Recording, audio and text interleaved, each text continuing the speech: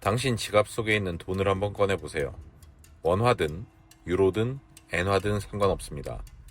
그 돈의 가치는 어디서 나올까요? 정부의 말에 의해서? 아니면 은행이 보증해서?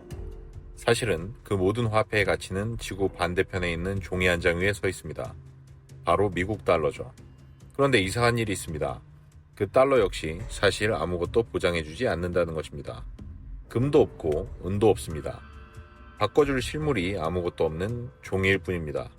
그런데도 전 세계는 오늘도 그 종이를 믿고 물건을 사고 빚을 지고 전쟁을 준비하고 미래를 계획합니다.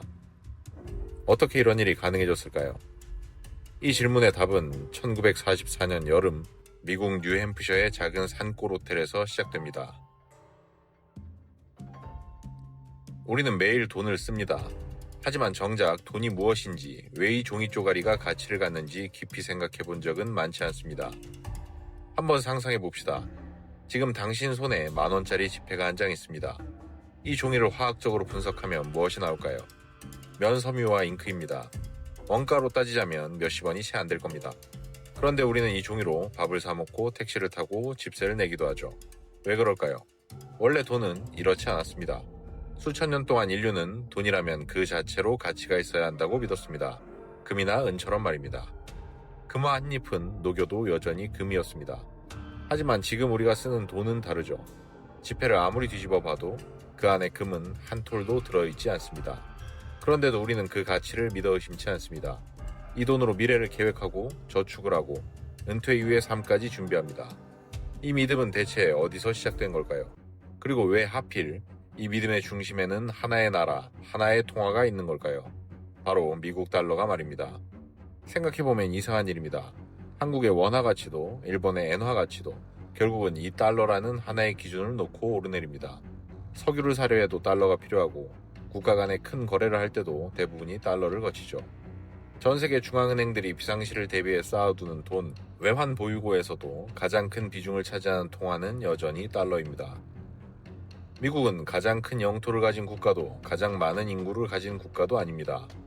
그런데 왜 전 세계는 이 한 나라의 화폐를 마치 자신의 화폐처럼 쓰고 있는 것일까요?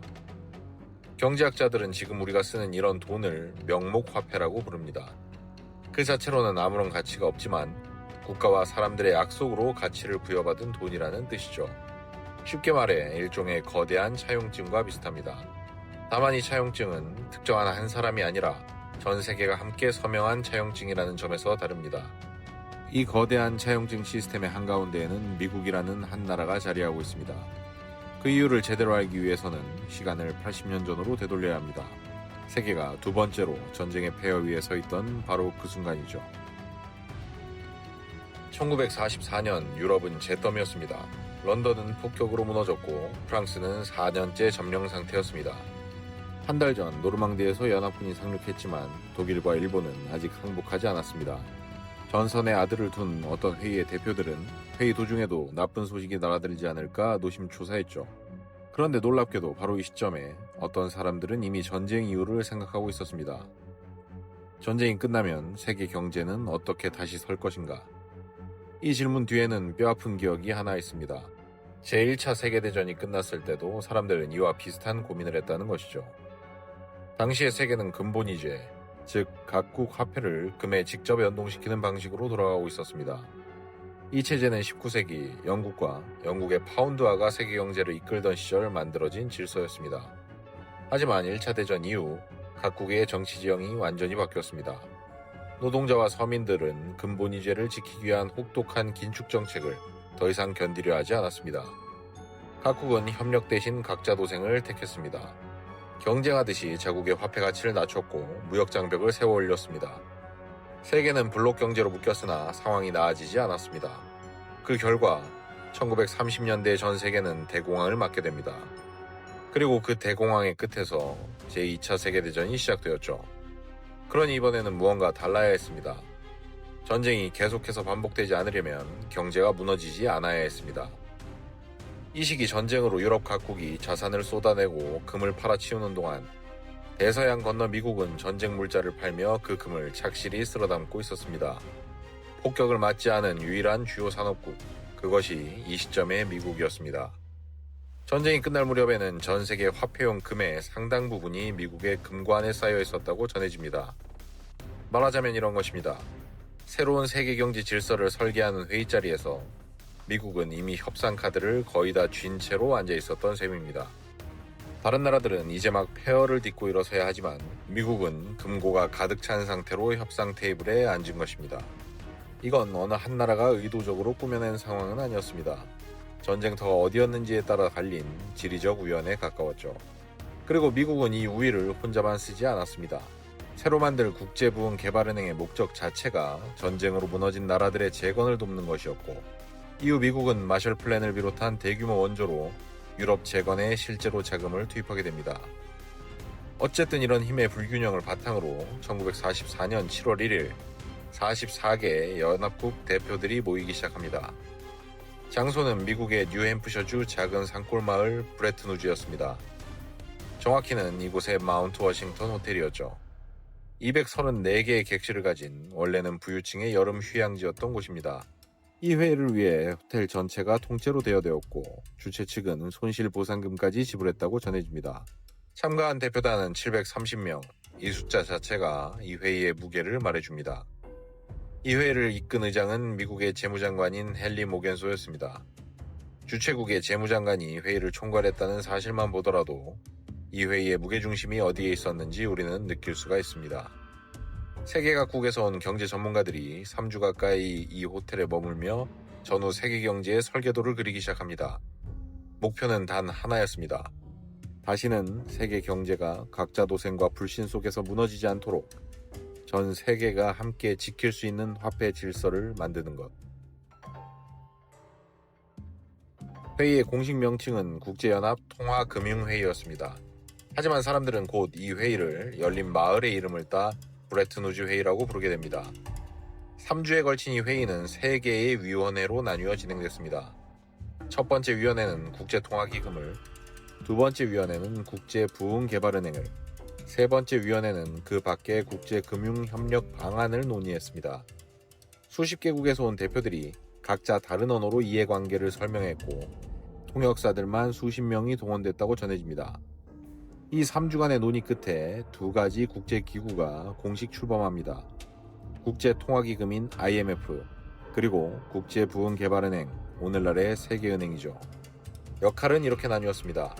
IMF는 각국의 환율이 요동치지 않도록 관리하고 일시적으로 외화가 부족한 나라에 돈을 빌려주는 역할을 맡았습니다. 세계은행은 전쟁으로 무너진 나라들을 재건하고 이후에는 개발도상국의 성장을 지원하는 역할을 맡았죠. 두 기구 모두 1945년 12월 말 회원국들의 비준을 거쳐 정식으로 발족했습니다. 그런데 이 두 기구 안에서도 힘의 논리는 그대로 적용되었습니다.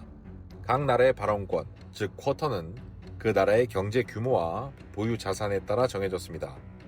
그 결과 미국과 영국, 소련, 중국, 프랑스 이렇게 상위 5나라가 전체 쿼터의 상당 부분을 차지했습니다. 그리고 그 5나라 중에서도 가장 큰 몫을 가져간 나라는 역시 미국이었죠. 이는 언뜻 불공평해 보일 수 있지만 사실 이 방식은 오늘날에도 대부분의 국제금융기구가 따르는 원칙입니다. 자금을 댄 만큼 발언권을 갖는다는 논리는 누구의 돈으로 실제 위기에 처한 나라들을 도울 것인가 하는 문제로 직결되기 때문입니다. 그 결과 가장 많은 돈을 댄 나라, 즉 미국이 가장 큰 발언권을 갖게 된 것은 어쩌면 당연한 것이었습니다. 그런데 이 회의의 진짜 핵심은 이 두 기구 자체보다도 그 두 기구를 떠받치는 하나의 환율 제도에 있었습니다. 그 방식은 이렇습니다. 먼저 미국 달러를 금 1온스당 35달러로 고정합니다. 그리고 나머지 모든 나라는 자국 통화의 가치를 바로 이 달러에 맞춰서 고정시키는 거죠. 정리하면 이렇게 됩니다. 달러는 금과 연결되고 세계 각국의 통화는 다시 그 달러와 연결되는 것입니다.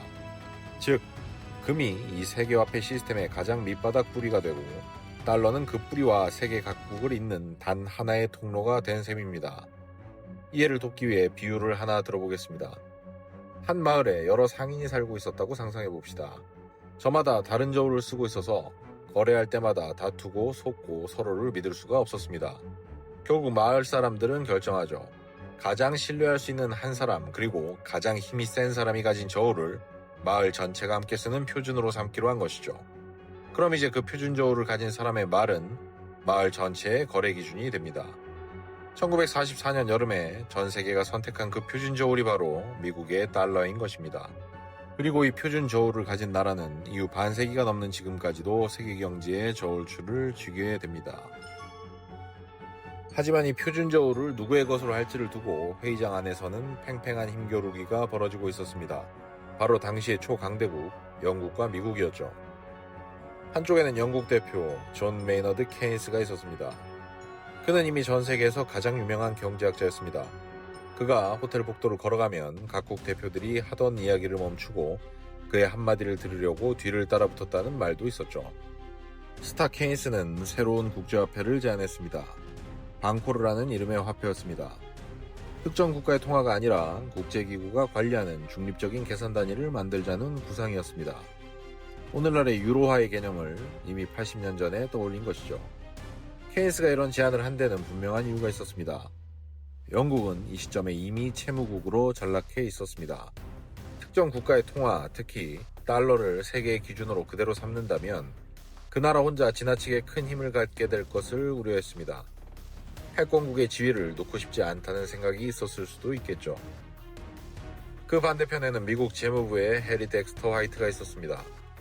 화이트는 케인스만큼 대중적으로 유명하지는 못했습니다. 하지만 협상 테이블 위에서는 훨씬 더 실질적인 힘을 쥐고 있었죠. 이유는 단순합니다.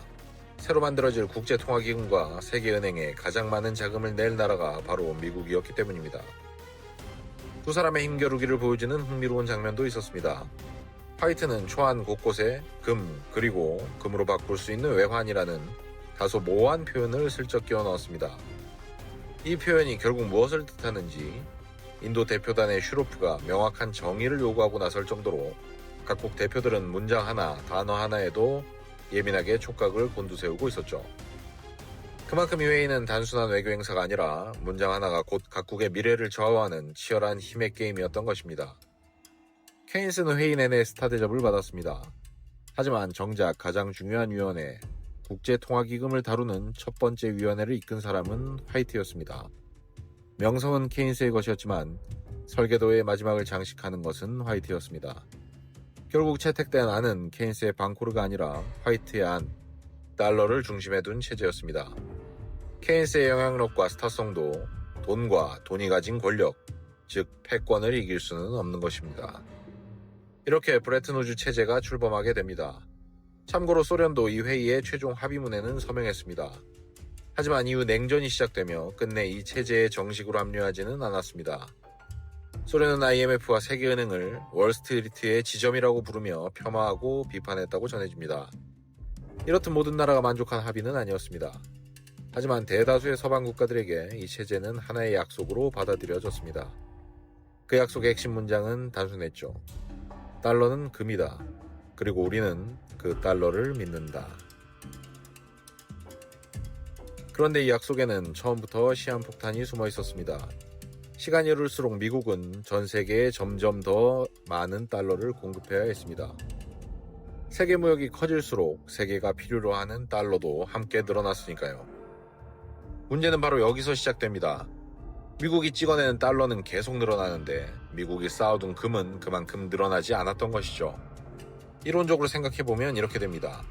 전 세계가 손에 쥔 달러를 한꺼번에 금으로 바꿔달라고 요구한다면 미국은 그 약속을 지킬 수 없는 상황으로 서서히 다가가고 있었던 것입니다. 경제학자들은 이 구조적인 모순에 트리핀 딜레마라는 이름을 붙였습니다. 트리핀 딜레마. 세계 경제가 원활히 돌아가려면 미국은 계속 달러를 풀어야 합니다. 하지만 달러를 계속 풀수록 그 달러를 금으로 바꿔줄 수 있다는 약속은 점점 더 지키기 어려워집니다. 그렇다면 신뢰를 지키기 위해 달러 공급을 줄여야 하는데 달러 공급을 줄이면 전 세계 무역이 멈춰버리는 빠져나올 수 없는 모순이었습니다. 이 모순은 1960년대 내내 조금씩 그러나 분명하게 골마갔습니다. 막대한 베트남 전쟁의 비용과 당시 복지 확대로 늘어나는 미국 국내 정부의 지출, 세계 시장에서 달러는 계속 풀리고 있었지만 미국의 금은 그대로였습니다. 일부 국가들은 서서히 불안을 느끼기 시작했습니다. 프랑스는 실제로 1960년대 초부터 자국이 보유한 달러를 금으로 바꿔달라고 요구하기 시작합니다. 몇 년에 걸쳐 선박과 항공편을 동원해 3,000톤이 넘는 금을 뉴욕과 런던에서 파리로 옮겨왔을 정도니까요. 그리고 위기가 절정으로 치닫던 1971년 8월 초 프랑스는 아예 군함을 뉴욕항으로 보내 남은 금을 실어오게 했다고도 전해집니다. 같은 시기 스위스가 먼저 브레튼우즈 체제에서 이탈했고 영국은 30억 달러 규모의 금을 포트눅스에서 뉴욕 연준으로 옮겨달라고 요청했습니다. 미국 금고 속의 금은 눈에 띄게 줄어들고 있었습니다. 한창 때의 절반에도 못 미치는 수준까지 떨어졌다고 하죠.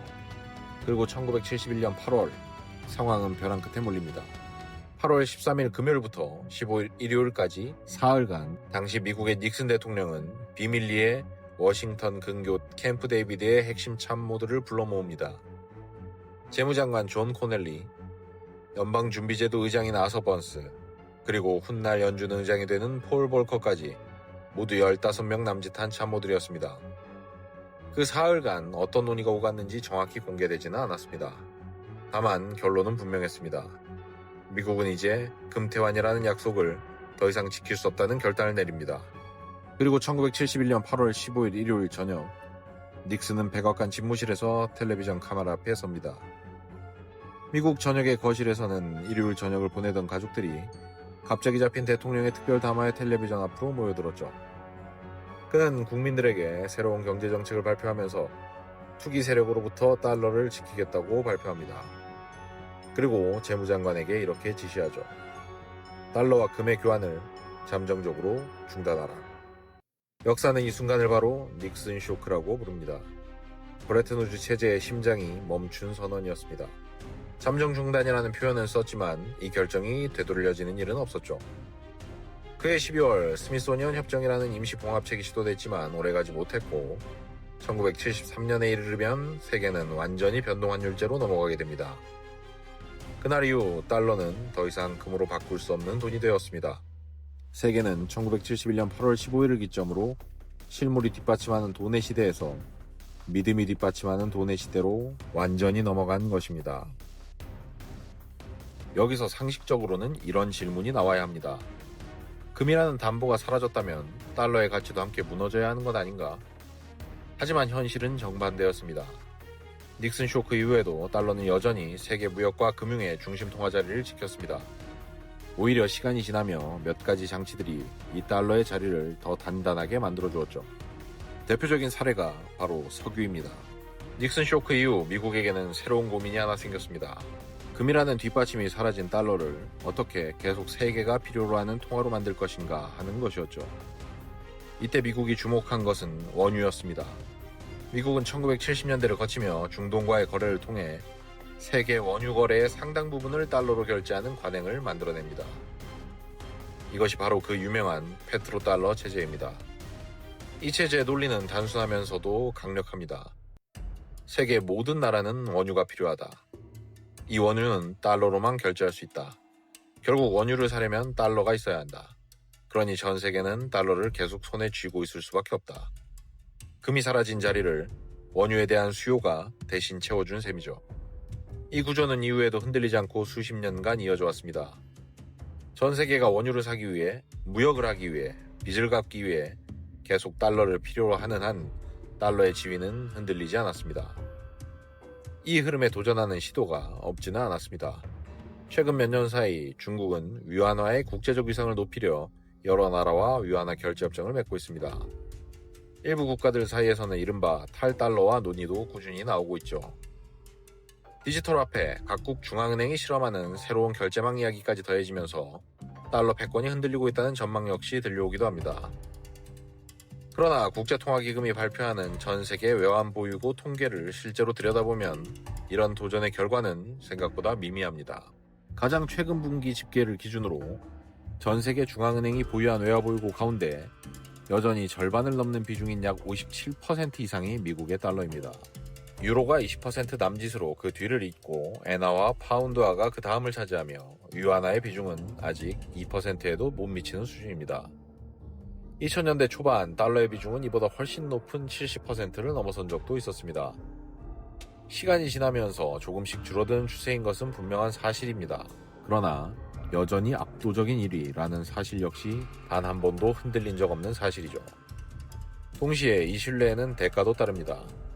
현재 미국의 국가부채는 39조 달러에 육박합니다. 이는 미국 정부가 지금까지 발행한 국채를 모두 더한 규모입니다. 그런데 이 막대한 빚에도 불구하고 전 세계 투자자와 각국 중앙은행은 여전히 미국 국채를 가장 안전한 자산 중 하나로 여기고 있으며 앞다투어 사들이고 있습니다. 세계가 달러를 믿고 국채를 계속 사들여주는 동안 미국은 그만큼 더 많은 빚을 안전하게 질 수 있는 것이죠. 과거 프랑스의 한 재무장관은 이런 미국의 위치를 두고 과도한 특권이라는 표현을 쓴 것으로 알려져 있습니다. 다른 나라였다면 감당하기 어려웠을 규모의 빚도 달러를 발행하는 나라이기에 버텨낼 수 있었다는 뜻입니다. 이 특권이 언제까지나 무제한으로 이어질 것인지 아니면 언젠가 균열이 갈 것인지를 둘러싼 논쟁은 지금도 학계와 각국 정부 사이에서 계속되고 있습니다.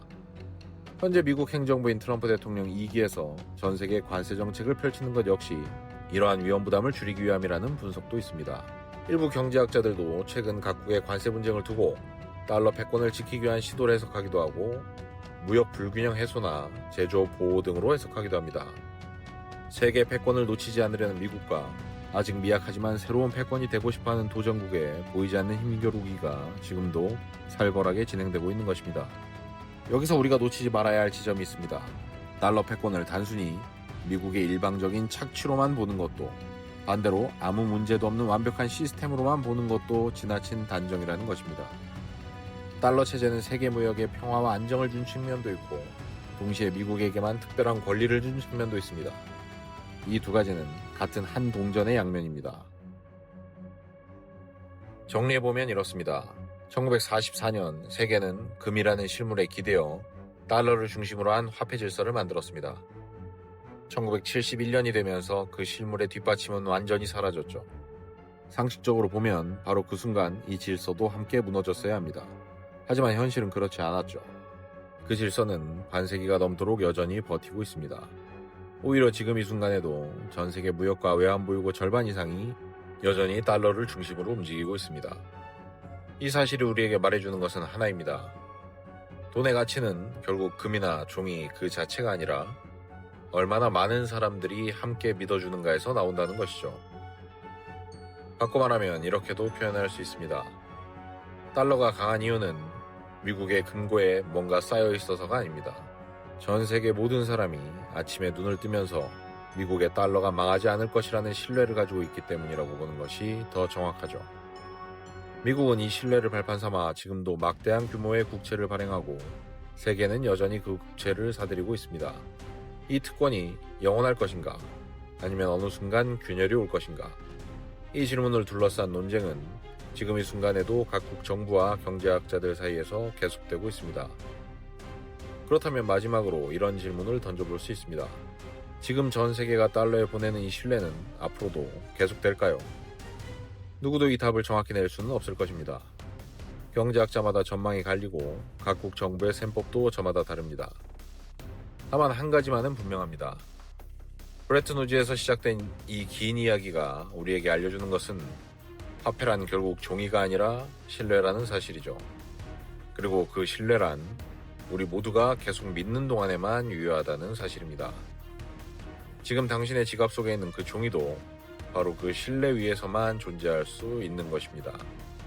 당신의 지갑 속 돈을 다시 한번 들여다보세요. 그 안에는 금도 은도 없습니다. 있는 것은 단 하나, 신뢰뿐입니다. 1944년 44개국의 730명의 대표가 뉴햄프셔의 한 호텔에 모여 설계한 것도 결국은 이 신뢰였습니다. 1971년 닉슨 대통령이 텔레비전 앞에서 끊어낸 것도 이 신뢰의 마지막 실물고리였습니다. 그리고 지금까지도 세계는 그 신뢰를 완전히 놓지 않고 있습니다. 돈과 권력, 이 두 단어는 언제나 함께 움직입니다. 누가 그 신뢰를 설계하는가, 또 누가 그 신뢰를 지키는가, 그 답을 쥔 나라가 결국 세계 경제의 중심에 서게 되는 것입니다. 다음 이야기에서 또 다른 흥미로운 돈과 권력의 이야기로 찾아오겠습니다.